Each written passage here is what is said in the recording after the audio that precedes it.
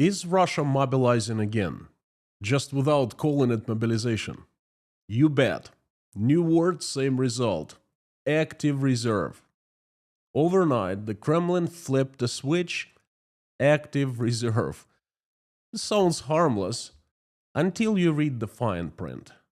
This is Mobilization 2.0 without saying the word. And if you ever worn a uniform and signed active reserve contract, that at the time seemed absolutely harmless. You could be on the list. And in the next minutes, I will translate the new mobilization decree into real life. Who gets trapped, how call-ups will arrive, what it means if you don't want to serve, and how state propaganda is selling it this time. Stay with me. Let's witness Russia transforming in real time in front of our eyes. Howdy, everyone. My name is Konstantin. Welcome to Inside Russia, where usual Russia explained by the unusual Russian. I am Russian by birth, analyst by choice. I lived it, I studied, and I reported. I make Russia make sense. No BS propaganda or lies here, just common sense, logic, and truth. And some emotions too, because I am living the tragedy of my country. Friends, this is it. Putin made a choice. He has taken the path, and it is escalating in possibly another war. Well, generally speaking, it was expected. Now, let's slow down a little. This is an unplanned live stream. I wasn't planning on doing anything like this. This is Wednesday, and usually on Wednesdays, I give you Wednesday economic news review, like Russia's economy week review, okay? So I moved it to tomorrow because this is breaking news. This is happening. Unrehearsed. Now, I haven't prepared much for this live stream, but I know a great deal, and I'll be kind of like talking on the go. Now, I want you to slow down a bit after these big words, mobilization, all of that. And first, let me tell you what happened recently. A short summary of these few events that have led us to this point right here, right now. Now, event number one. This past summer, it became obvious to pretty much everyone that Russia wasn't achieving any success in Ukraine militarily. The front line was stuck. The reports were coming in about dozens of thousands of Russian soldiers killed every month. Not a word from the Ministry of Defense, Russia's Ministry of Defense, of course. The data on killed soldiers is strictly classified. But, all one needs to do is to drive around Russian towns and see at the cemeteries. And it's easy to do the count there, Now, everybody learns from other sources, not the Ministry of Defense of Russia. So it became obvious Russian army needed more men. Now, event number two. Russian Ministry of Defense and the government started preparing the plan on getting new soldiers for cheap. I pinpoint this decision to a certain event, or actually the time around this event. Now, I pinpointed to the meeting that took place a day before Putin visited the USA and was given a royal treatment by America and was honored by the American servicemen. But let's not forget about that. I think that's important, and that needs to stay in our memories. So one day before, Putin called up the top officials who run Russia's economy. The head of the central bank, the minister of finance, the minister of economic development, and so forth. They had a talk, and by the expressions on their faces, it was clear that the discussion was difficult. Now, the meeting happened. That's the fact. Right after that meeting, the plan of new mobilization was started being developed. This isn't proven, but that's my opinion. I think that's when the Rubicon was passed and the die was cast. Event number three. Russian parliament started preparing legislative base for this new mobilization. Okay, that's one of the things they hated to do, to mobilize people, because they had a very bad experience in September of 2022. First of all, Putin's rating and Russian government's rating started sinking a great deal, and number two, millions of men fled, myself included. I witnessed. I was one of them. I was leaving, and I saw thousands of men around me, and I documented it quite well. Okay, so they hate calling this mobilization, so they started coming up with a new way. And event number 4, they did come up with a new way. That is the new law, or amending the law on active reserve. Okay, so they decided to tap into the men who are a part of active reserve of Russian military force. In the event number 4 and number 5, they happened kind of today. So that's why I'm making this live stream, and that's why I am absolutely convinced that this new mobilization has just started. So event number 4, the Ministry of Defense made a public statement today, and I want you to watch that statement, and I will translate it for you. Check this out. Due to the increased use of long-range drones by the armed formations of Ukraine to launch attacks on the territory of Russian Federation, the threat of hitting official infrastructure and residential areas has increased. In order to increase the level of security of life support facilities and other facilities important to the well-being of citizens, it was decided to involve the most trained and patriotic citizens in the implementation of measures to protect civilian facilities deep in Russia. Today, the briefing is dedicated to the citizens who voluntarily signed a contract to stay in the mobilization reserve, the reservists, according to the new law of military duty and military service that was just created by the Russian parliament. Reservists are citizens who are in the reserve and have voluntarily signed a contract with the Russian Ministry of Defense to remain in reserves. I would like to note that it is important not to confuse the reservists with contract soldiers, active military personnel. The main difference between reservists and contract soldiers is that citizens can combine their stay in the reserve, active reserve, with work at their main place of work. A reservist is not only a military man and has all the rights of civilian. Reservists are citizens who previously served in the armed forces or other law enforcement agencies and voluntarily sign a contract to remain in the reserve. The bill clarifies the purpose of using reservists. It provides for the possibility of sending them to special places to protect the critical infrastructure facilities, energy, transport, oil refineries, and other infrastructure only in their region where they live, countering, first of all, drones. The reservists will be sent to special training camps as well as the other military training camps on the basis of a degree of a President of the Russian Federation. The effectiveness of units staffed by trained reservists has already been proven in the course of performing tasks on the territory of individual subjects of Russian Federation and mobile firing groups from among the reservists, employees of enterprises who know the vulnerabilities of protected facilities and terrain features, successfully repel drone raids, thereby ensuring an interrupted production and protection of such enterprise.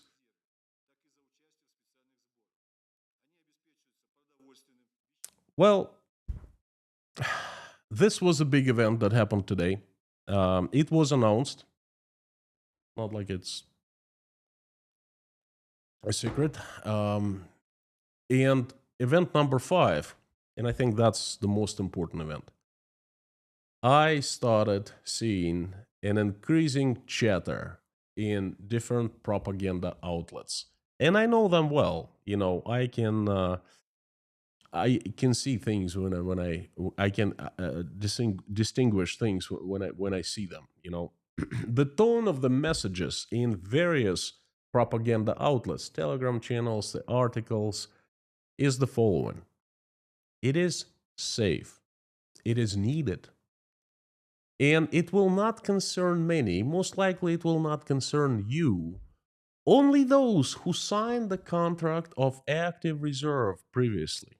They're trained, they have been paid for that, they know what they're doing. They knew what they were getting themselves into. Okay, and this is really something that is needed in Russia right now. Now, these last two events, the press conference where the Ministry of Defense openly stated the goals and the chatter, are sure thing indicator for me that the new mobilization has become the reality. Otherwise, the state media would never even get close to this word mobilization or military reserve. And, they want to stay as far as they can because this is the most unpopular topic in the Russian society now. Now, we start seeing the big downplay of this new mobilization. And this is it. By the way, another small bonus indicator.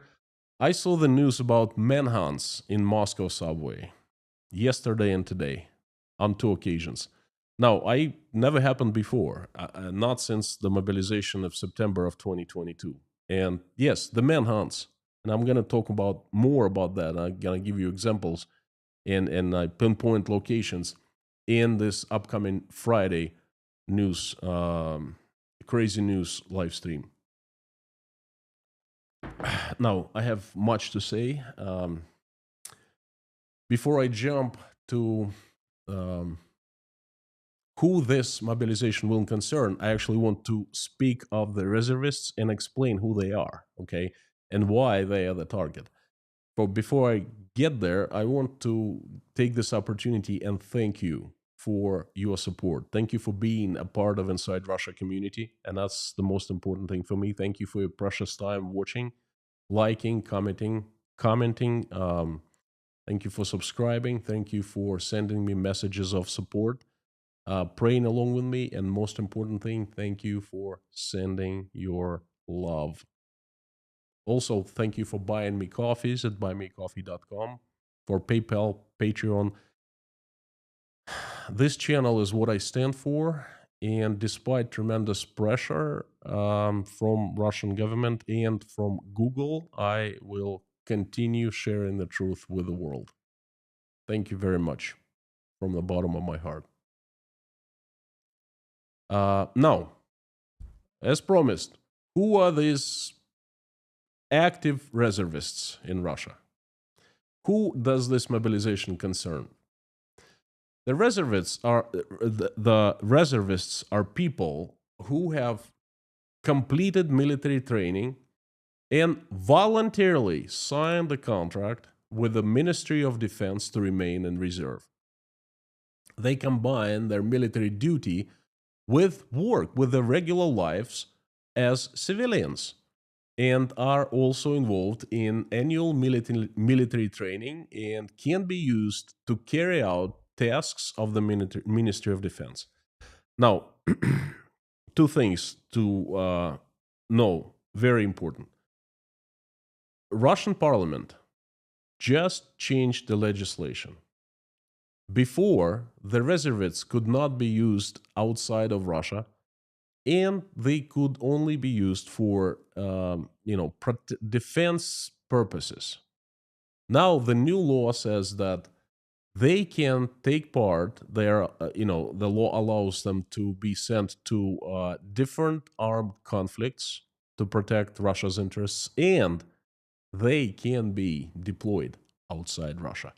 This is huge. This is what Putin did. The parliament, the Ministry of Defense proposed, parliament reviewed and approved, and Putin signed. This is the new law. Now, they can be used in any armed conflict and outside Russia. Before was not possible according to the law. Now, the second thing, now you might be asking, what the hell who are these crazy people who voluntarily signed up to become Russia's reserve, active reserve? Well, I got to tell you a personal story. These people are regular Russian men who simply wanted some extra rubles because the active reservists actually get paid every month. Not much. From what I remember, from 10 to 20,000 rubles, that's from like $200 to $300. Um, they have duties, and one of the duties is to go to a special camp, I think for a week or for a few days for, regular training. And um, I remember that when I worked at a large corporation quite some time ago back in Russia, we had a large HR department. I was one of the C-level executives. I was the chief business development officer. And no, obviously, I once in a while I needed new personnel, and then I would go to HR office, and I knew HR executives well, HR managers. I knew everyone in the company.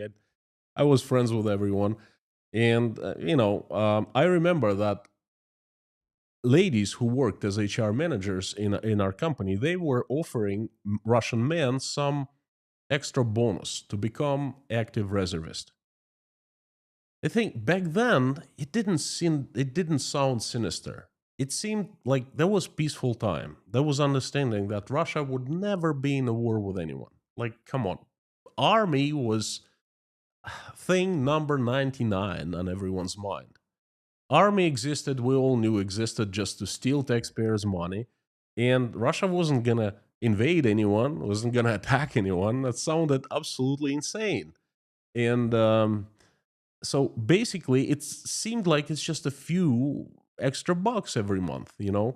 All you had to do is sign up for so many years. I think it was until you turned 43, and do some things. Not a big deal. You go for a weekend or perhaps for a week, and your work would let you, and that's it.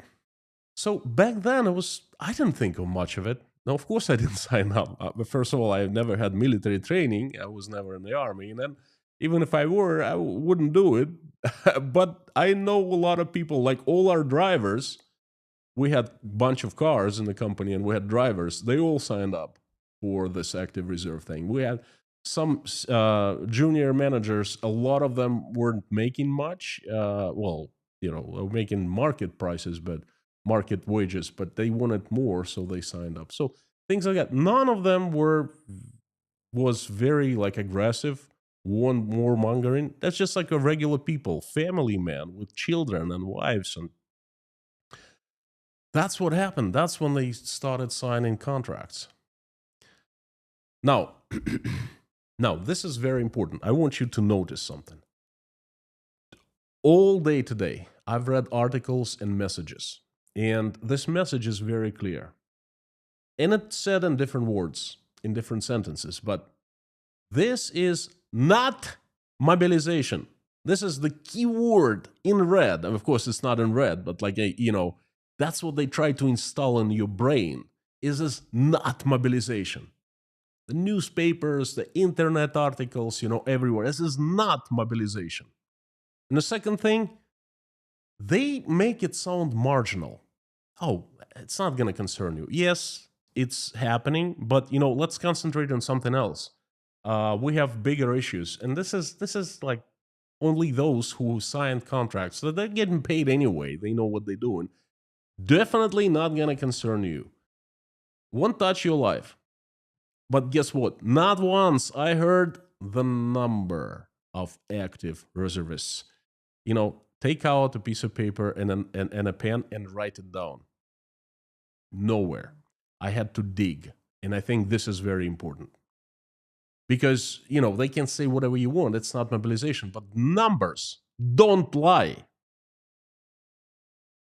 And of course, it is important not to confuse the active reservists with contract service personnel on active duty. That's different. So, in short, There is no official exact number of active reservists in Russia. The only public estimate currently cited by few authorities and the media is about 2 million contracted active reservists.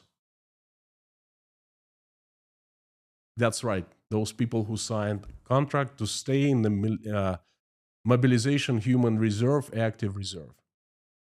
This assessment was given by the head of Russia's Parliament's Defense Committee, the Senator Andrei Kartapolov. We all know the guy. I've featured him many, many times, the head of the Defense Committee. The Ministry of Defense does not publish detailed data, obviously. And of course they don't. But we are going to believe good Senator Kartapolov. 2 million it is. Thank you, Senator Kartapolov. 2 million. Folks, can you imagine? 2 million men. The Ministry of Defense in 2022 mobilized around 350,000 men, and that created, ruckus in Russia. And now we're talking about 6 times that. Let's do a little bit of analysis here, okay? Why why this is happening and what happens next for Russia. Now, this is fall of 2025, and this is the turning point. Something is up for a change. Russia has been impregnated with a change for 9 months. The logic behind is very simple. Russia simply cannot continue going as it's been going for the last 3.5 years. And this is my fundamental point that I make time over and over and over again, okay? There's very simple, straightforward reason for that. Putin has used all available resources, people, businesses, and money. This shortage of Russian soldiers at the front lines, Russian businesses are closing doors by numbers now and defaulting at high rates, and Russian economy is just falling apart. And all the funds from the reserves have been used up. 3.5 years, that's what it's taken.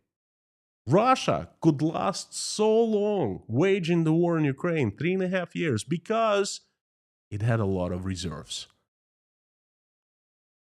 And it's nothing like we didn't know that this point would come, for Putin, when he'd need to change something radically, because, Russia is on the way down. Okay? So if he didn't change anything, then it crashed with him and it would bury him underneath. So I knew here at Inside Russia, I've said how many times in the last months, I've said it in the daily snippets at Patreon, where I share more details with patrons of Inside Russia. We discussed and discussed and discussed, and this is my point. Sometimes I'm criticized for that, saying, Konstantin, you're wrong, Russia is doing great, not demising. Well, this is it. If it was doing great, then things would be going the way they have been going.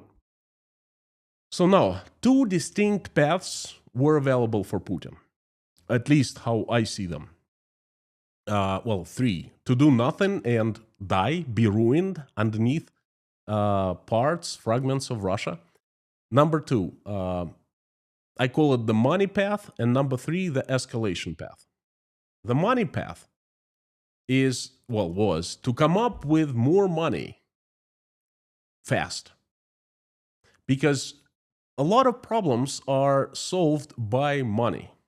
People protesting, flood them with money first. They'll shut up, at least in Russia. They've done that before. The military-industrial complex is not doing well. Give them more money. They raise wages. That'll solve the problem. You run out of drones, you go to Iran, to North Korea, you pay, they give you some hardware. So a lot, not everything, but a lot is solved by having money and flooding that with money. Even Russian men gosh, Russian Ministry of Defense, Russian government, Putin has been buying souls of Russian men with money. They're paying a lot to sign up military contract to go fight in Ukraine to kill innocent people. That's the contract with the devil. But, money was enough to actually lure people. The only possible way to come up with money fast now would be to freeze people's bank accounts. They are printing money, but not enough. And they can't print it fast enough. What they could have done is they could have frozen bank accounts, deposits, And it's a fast way to come up with more funds, and it's a very short term strategy. Long term, this is it. This is death, financial death. But in short term, for 6 months or so, you could come up with an influx of money. And the thing is, there's no other way. At least I don't really see that. Russian government cannot borrow inside or outside Russia. Russian government cannot earn more by selling oil. Prices are falling, embargoes and all of that. So this is it.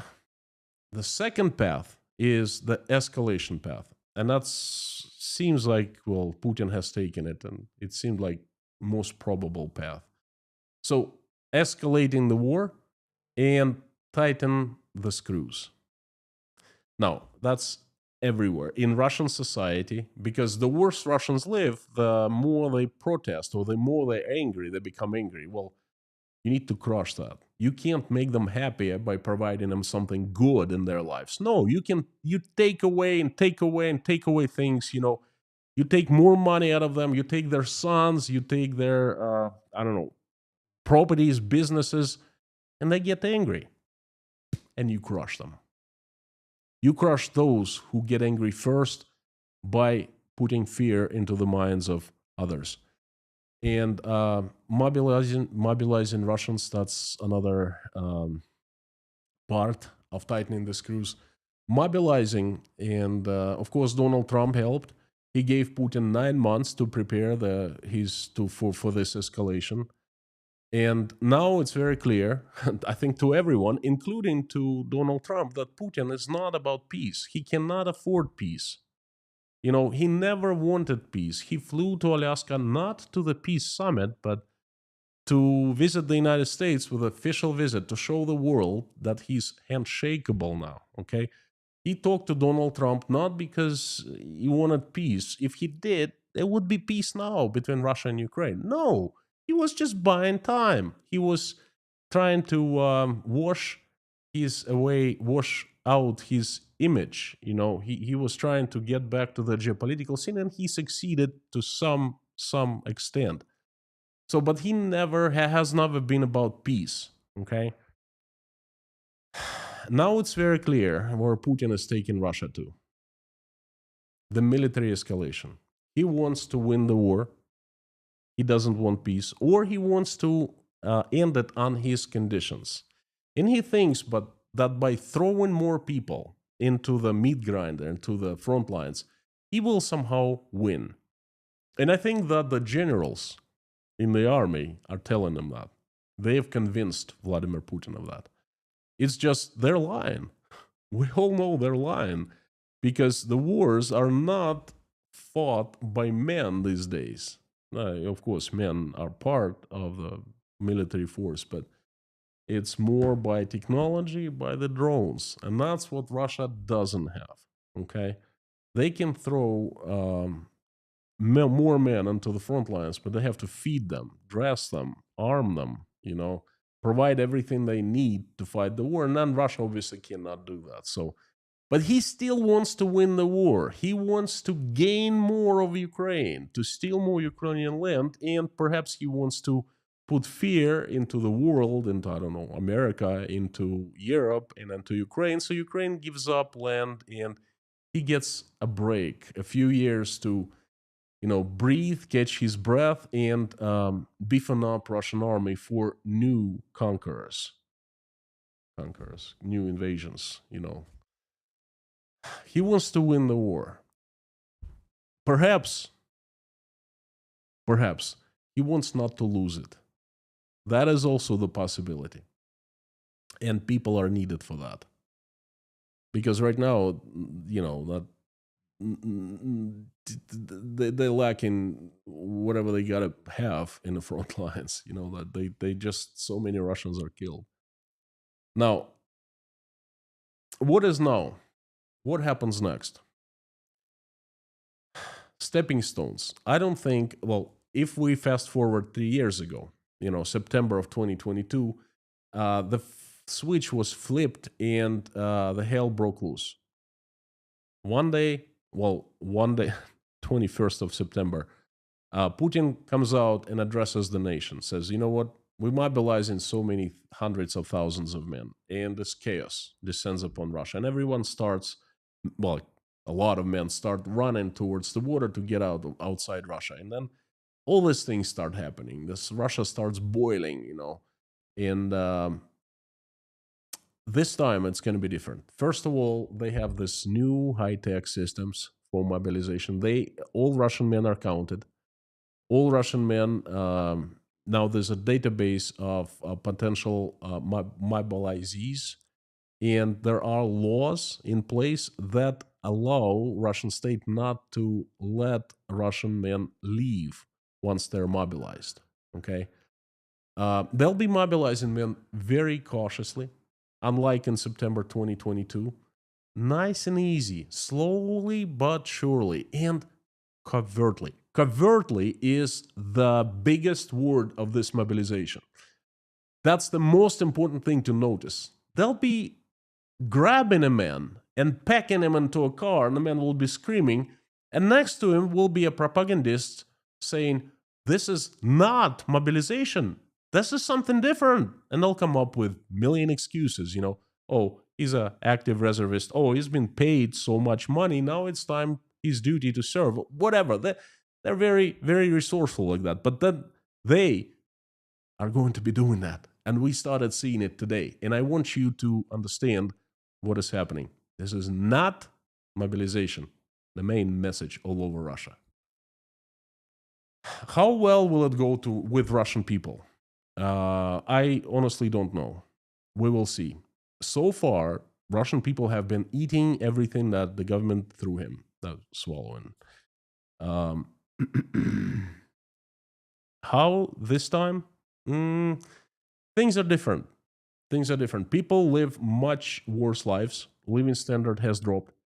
People are in so much more stress. People see that the war has come to Russia. First, it was Kursk. Now, every single night, there are drone attacks all over Russia, hundreds of them. Okay, Russian oil refineries on fire. Prices, economies demising. The prices going up. People earn less. Getting laid off by hundreds of thousands now. We will see. We will see. That I cannot tell you. No one can. If you hear an expert saying Russians will react such and such, forget it. He doesn't know what he's talking about. Things are escalating, and we will see the end very soon. This is what I'm absolutely sure of. We will see the end soon. I think this is the final chapter for Russia and Putin's regime. Russian propaganda says not mobilization, but make no mistake, it is mobilization. Only it's carried out in different way, and it is given a different name. This is the final chapter. There's point of no return. Okay, there can't be peace now, and Putin is taking Russia into someplace very dark. Right now, there are no good futures for Russia. I don't see any. It's just some are horrible and some are less horrible. Okay, we'll be seeing where it'll be getting to. One thing before I sign off, there is a possibility that Putin is preparing to attack NATO, the Baltic states. Now, before I thought it was very improbable. Now it's more probable. Okay, still, it's definitely far from attacking, but I'll be talking about it in the upcoming live stream in detail. So please, if you want to learn more about that, stay tuned, and I'll speak of that perhaps Monday or perhaps on Saturday. We'll see. Thank you so much. I guarantee you one thing, there will be so many pieces of news coming out of Russia every single day now that, if you want to stay on top of things Russia, you need to see the breaking news. You can find it on Patreon account at Patreon account on Inside Russia. For patrons, I've come up with what I call Formula 54 every single day, 9 news that I find significant with my commentaries if needed, with my analysis. If you follow them, you will see Russia through my eyes, how I see it. So please consider signing to become a patron. It's not much money at all. It's $3 first year, $10 second tier, $25 third tier. So that gives you full access to 9 news a day that are significant, that matter, and my daily snippets. I do them not every day, but a few times a week. My thoughts, like I made a daily snippet a few hours ago. As soon as I understood that what is happening in Russia, patrons were the first ones to get notified. So please consider becoming a patron. And thank you so much. That's been my message. Please forgive me for it being a little hectic. It was not rehearsed, not much prepared. I was getting a lot of information. It's breaking news right now. It's happening, developing story. So thank you. Now I am inviting everyone not to sign off, but to continue in the live stream chat of Inside Russia. That I'm going to turn right now. Thank you. I will answer questions and let's talk. Let's talk.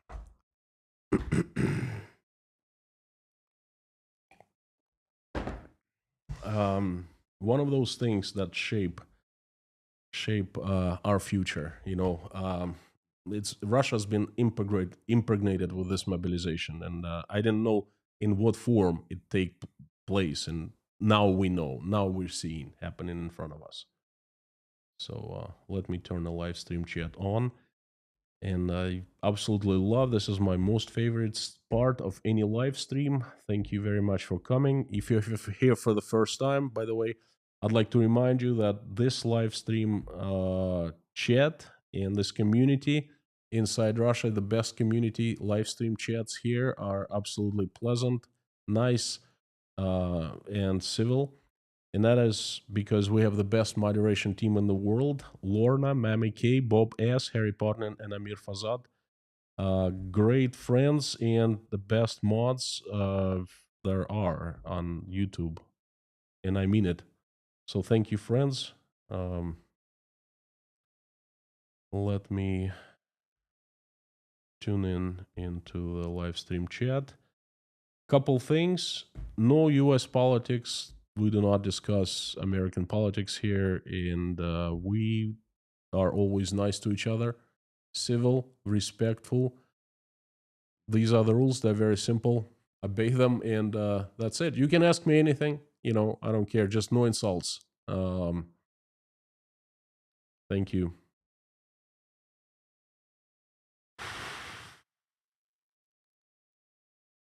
One last thing. If you want me to see your comment or question faster, easier, please put it in all caps and put Inside Russia after that sign so I see it highlighted in a large orange box. Much easier for me to see. If I don't answer your question right away, then it doesn't mean I don't like you. It means that I just missed it and I didn't see it. So keep on reposting until I see it. Now, howdy friends, howdy the usual suspects, fantastic to see you. We have messed up names again. I apologize, it's YouTube, it's not me. I'm in talks with YouTube about that. They're saying that they're checking. Werner, Inside Russia, is a situation like in 1917? No, not yet, not there, not yet, not there yet. But you know what? In the 17, the war was for Russia, World War I, was resolved not by people who started it. And I think in Russia, it's going to be the same thing. The war will be ended not by the people who started it. Okay, so I see a lot of parallels, but the situation in general is not that dire. Casualties, broken infrastructure, finance were on the causes for events in Petrograd in February, March of 17. That's I can't really tell you in one sentence. It's a big discussion. Yes and no. There are parallels. Like I said, I see some signs of the same that was happening in 1917, but also there are a lot of differences. So that's a topic. That's a big discussion, so to speak. But it's great. Very very intellectually satisfying question. Thank you very much, Werner. Baker Stock, good to see you. Patsky, the Highwayman, fantastic to see you, friend. Um, Please forgive me if I mess up your names. It's not easy for me. Roy Cousins is here. I see Anthony Zornig. Howdy. Ron Gravel. Pamela, as usual. Thank you for coming every single time. I don't think you've missed one live stream, Pamela. Thank you. The Pillar of the Pillars. KM Johnny. Alu. Ronnie. Now, question from Orange 42. Prisoners go from optional sign up to forced now? Good question. I Though first of all prisoners have been under tremendous pressure since Prigozhin's mutiny. They signed the contracts with military of defense, and I don't think that so many left to sign the contracts. I think they've taken the majority of those who actually can go and fight.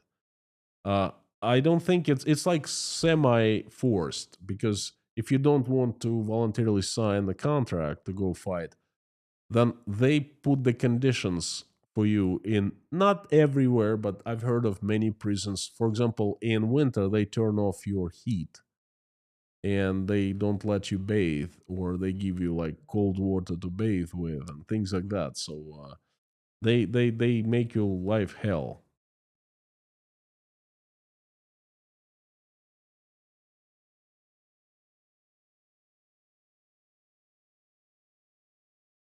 Um, Jonathan, I can only find one article talking about this.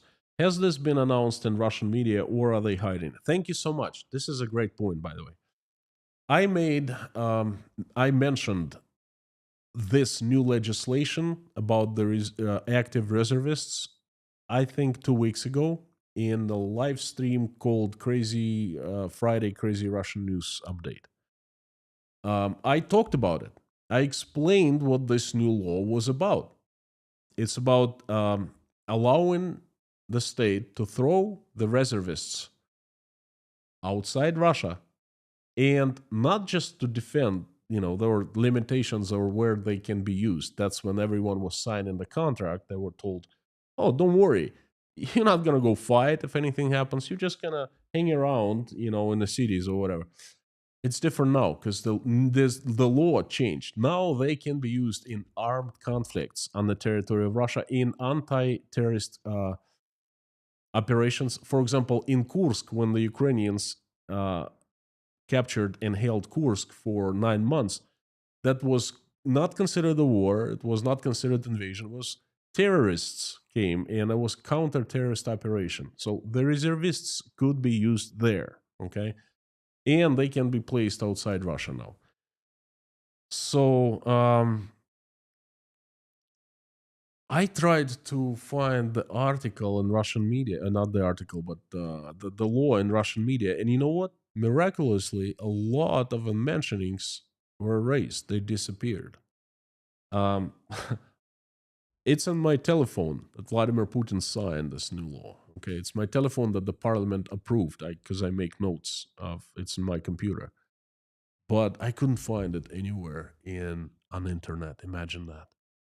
That they're trying. That's what I'm trying to say. They downplaying it. Okay, there's plenty of information about the Ministry of Defense doing the press conference. What I showed you, this stuff right here.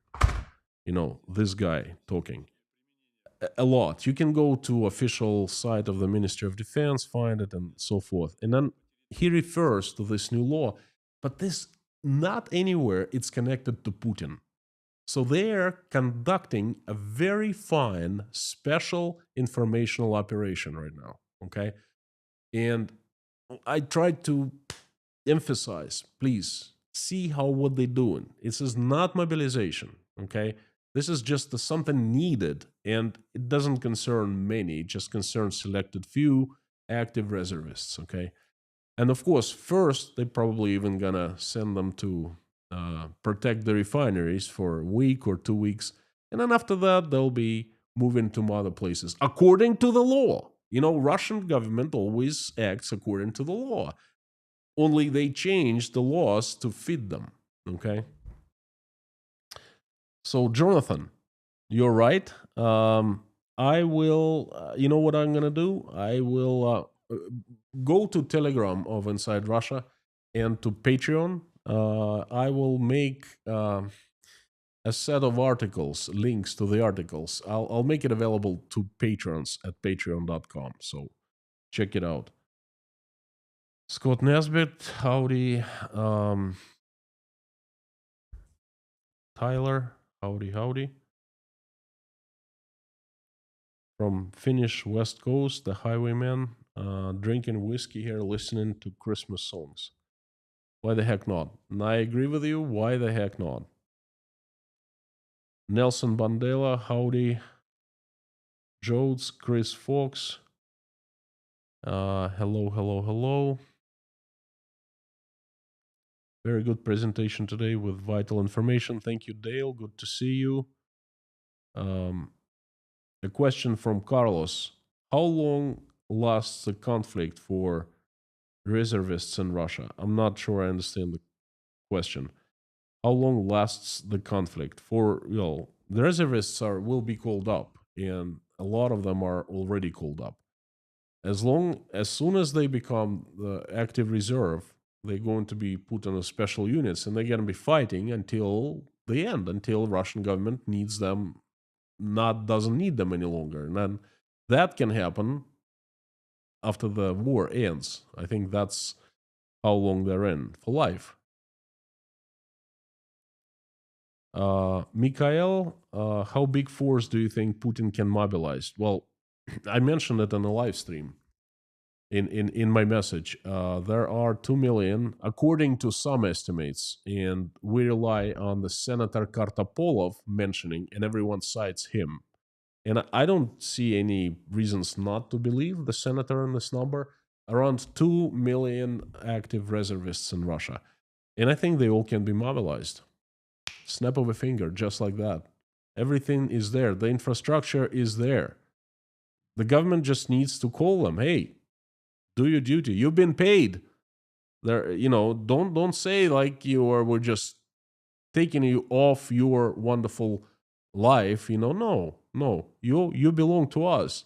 We've been paying you for years. A couple $100 every month. It's time to pay your duties.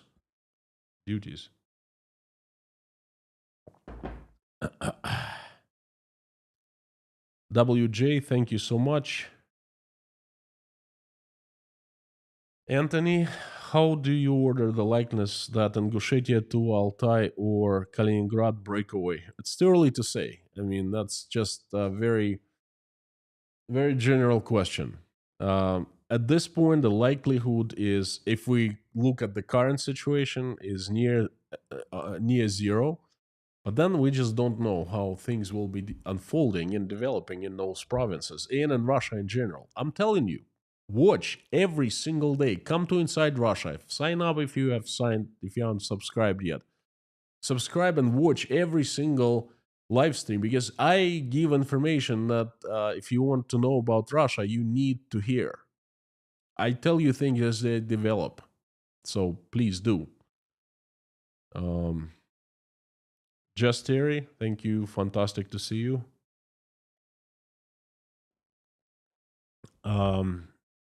Interfax has the official media. They all have information about the Ministry of Defense press conference, this briefing.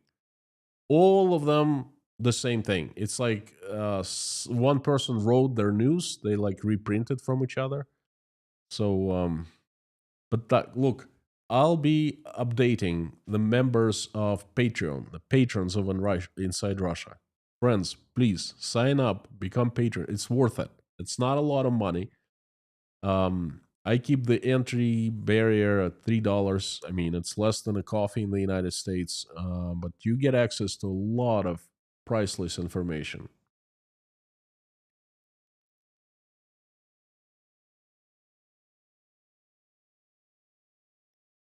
15 minutes, that's quite enough. Try to keep it short too. I like the countryside better. Uh, Okie dokie. Prisoners to go from optional sign up to forms. Orange 42, I answered the question already. Goras, thank you so much for your PayPal support. I just saw it popped up on the screen. I appreciate very much. Thank you. All I have to say is I appreciate the support. I am not monetized. I do not get paid by Google. Ads should not be visible to you because there are no ads on my channel. And the only way I survive now and pay my bills and do other things that I'm actually very proud of and help other people is only from support from Patreon, PayPal, and Buy Me Coffee. And that's it. So thank you, friends. Thank you, friend, for sending me some money. I appreciate it very much. Russia has lost millions in the past, truly existential. This isn't but 1 million plus are casualties. Peter Zanen has said Putin might allow for 5 million. Your thoughts about loss sustainment? Um, now, I think that Putin doesn't really care. What do you mean? Putin can allow for 5 million? Putin will allow for as long as it guarantees him to stay in power, and that's it. He needs the situation for himself, for his power, for his precious stable. Political stability, all the clans that are around him, that's a real threat. He is the system of checks and balances. You know, he makes sure that not one single clan gets strong and big and force enough to take him out. Okay, he makes sure of that, and he doesn't care about people. Who cares? Well, I shouldn't say who cares. A lot of people do. I do, and but he doesn't. That's the last thing on his mind, I think.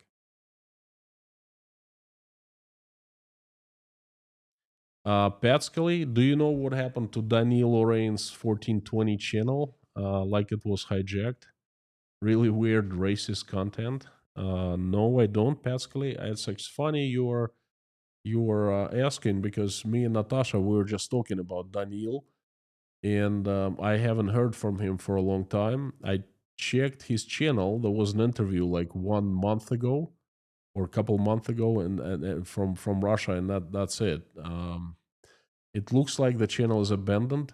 The last time I talked to the guy was about 7 8 months ago because we I went on his channel for an interview, and we keep in touch. I have direct access to him.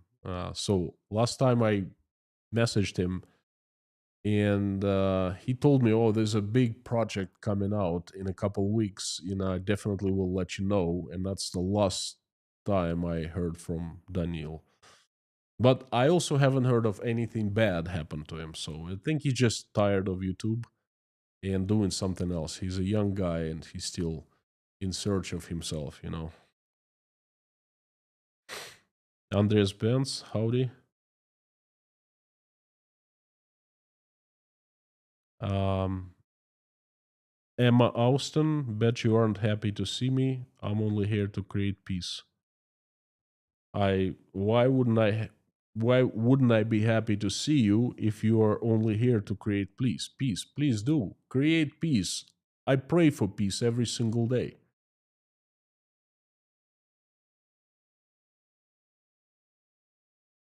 Tyler Douglas, hey big dad.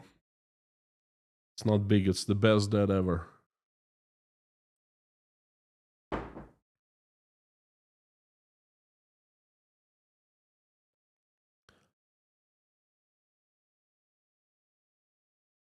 Um, Jodes, will the reservists come more from the east or from the Moscow area? Good question.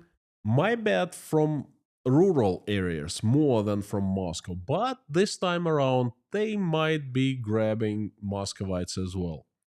Because you know what? It's не до жиру быть бы живу. That's it's like I don't care about being fed. I just care being alive. That type of a situation. That's a Russian proverb.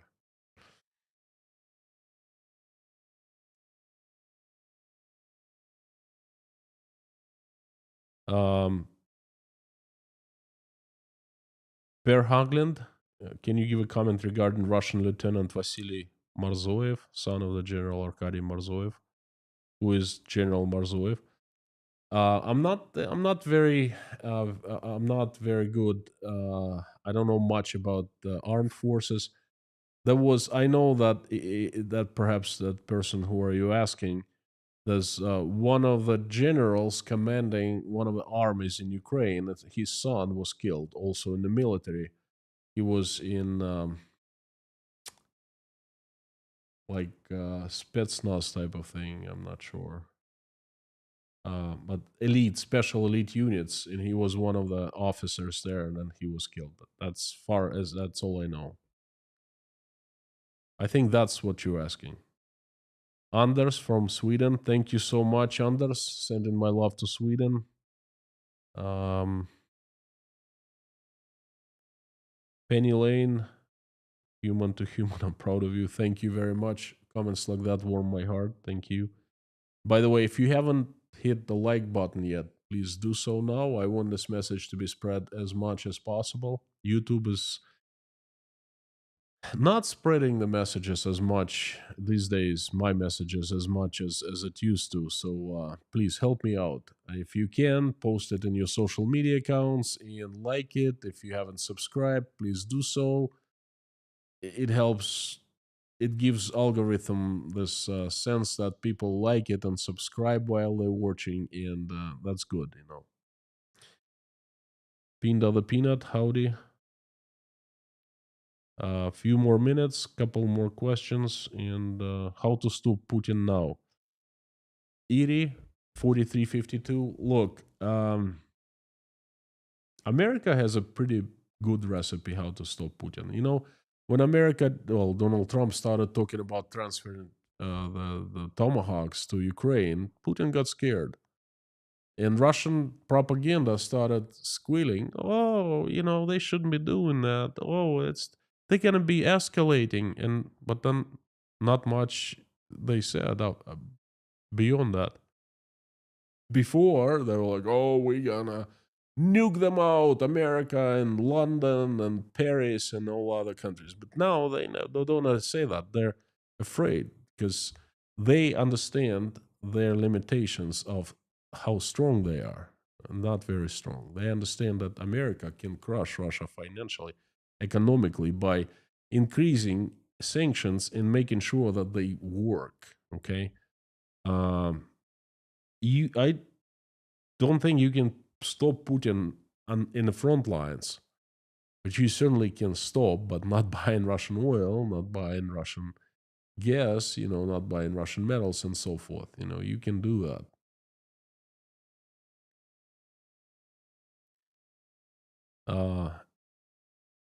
MM the max to the max. My respect, sticking with it when all odds against you.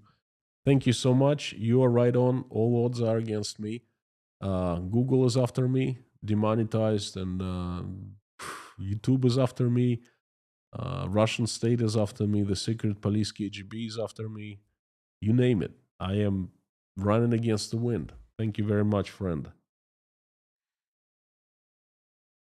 Kevin from Omaha, Nebraska. Some of my school buddies enlisted in the U.S. Army when we graduated before 1980. I didn't want to. I felt it made you a slave. Well, it's a personal perception. Every person is different. They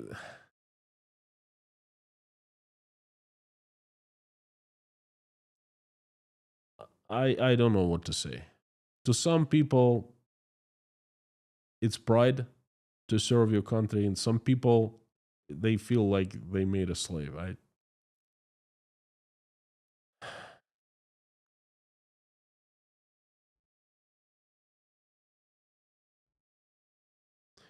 Uh, Mr. Steifenhofer, thank you very much for your kind words. We only use Russian, no Russian, English here because the mods don't know other languages, what people might say in other languages, and sometimes it's pretty disrespecting. We had Russian trolls in the past. Now we have fewer trolls, hardly any, but our rule is very strict. We only speak English here. So, but I read your message and thank you very much. What is the age range for reservist in Russia? J 43, up to 43 years old.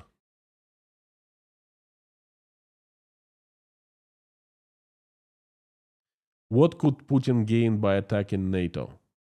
That is something we're going to be talking about probably on Monday, Saturday, perhaps on Monday, but I'm going to dig deeper. I cannot answer in one sentence. That's a very good question.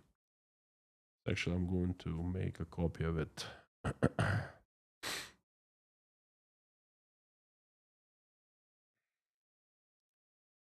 Now we are 1 minute before starting the praying.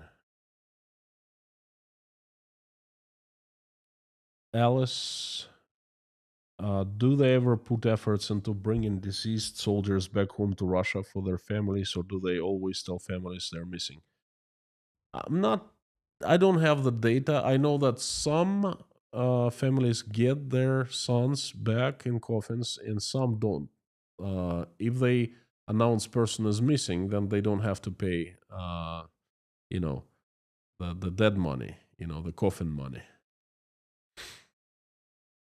But they do bring back a lot. Crusader Damien, oh my goodness. What a day. Thank you for coming. Good to see you, friend. You are still one of few commentators with immense integrity. Thank you. Nice to hear it from you. You are the giver of the best questions. You still have that title, by the way. Thank you. Jeffrey S. in the house. I've been wondering about Jeffrey. Jeffrey, fantastic to see you. Mr. Humor of Inside Russia, I hope you're well. Let us know what's going on with you. We keep on praying for you. I hope that you are strong and healthy and everything is great.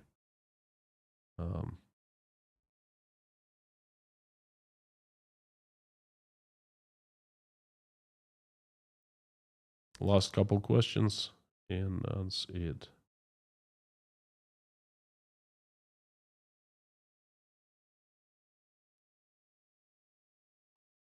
Good question. How long do these new 2 million men arrive in Ukraine? First of all, don't get me wrong. It's not unclear at this point. It's not clear at this point that they will mobilize all 2 million. No. Remember, last mobilization, 350 million. Then last year, Putin said that there had been 720,000 Russians who signed the military contracts. And that was enough to continue fighting in Ukraine. Without much advancement, but still, it was enough to hold the ground. So I'm not saying they're going to mobilize 2 million, but they have potential. And they're going to mobilize some part of those 2 million.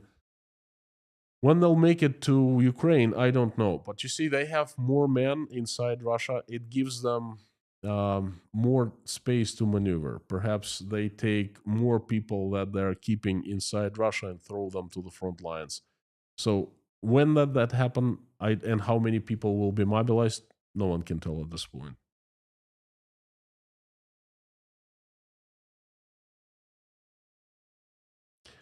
Now, again, what makes you think Putin attacking NATO? I don't think that Putin will attack NATO. I'm saying this is a possibility now. He's kind of like opened the path towards attacking NATO countries, and I don't think it's going to be Poland.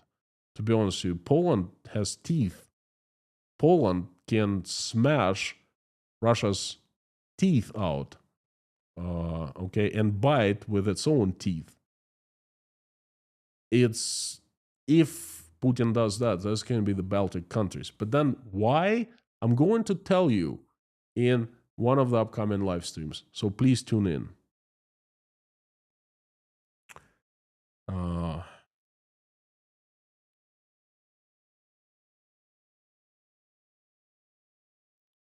Deborah, thank you so much for letting me know. I do not follow Jake Bro. I know I am aware of Jake Bro, and he's even did a reaction video on one of my videos. I respect the guy very much.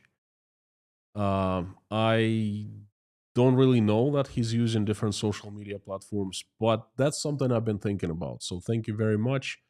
Um, I want to bring my messages to more people, that's for sure. So thank you, friends. AJ Ruffles, you're so right on. Another 2 million removed from the workforce. No, they're still in the workforce, but whoever gets mobilized will be removed. And that's going to be another huge blow to Russian economy. And honestly, I don't know what Putin is going to do about that. Well, Russian companies, but that's going to be like a boomerang, tomahawkish boomerang, hitting the government. Less taxes, less money, less products, less value, less GDP, less everything, you know? Russian economy crashing. Boom. Thank you so much, friends. I am inviting everyone to finish this live stream in prayer. Thank you as usual. We pray for peace today. We pray for some people who need help. Thank you, thank you, thank you. Let's do it. We have 3,100 people in the live stream. If you're not religious, please pray with us. Do me a favor. Just send good wishes to people and good vibes, good energy. You can call it whatever you want. We call it prayer. It's up to you, but please be with us. Thank you. Dear Lord Jesus Christ, thank you so much for you giving us this day. Thank you for food you've placed on our tables and roofs you've given over our heads. Thank you for love, all the love in our lives. Thank you for our loved ones. Dear Lord, please give us wisdom to raise our children in a way that they will never fight in any wars and will make this world a better place. Please give us wisdom to keep the skies above our children's heads safe and peaceful. And for now, please keep our children safe and healthy. I am asking for peace for Ukraine. Dear Lord, please stop the bloodshed. The country and its people suffered so much. They need peace. They need their lives back. Please reach out and touch the hearts and souls of those monsters who have caused so much tragedy. Touch their hearts so they make the decision to stop the bloodshed. Help every Ukrainian who's suffered in this horrible tragedy.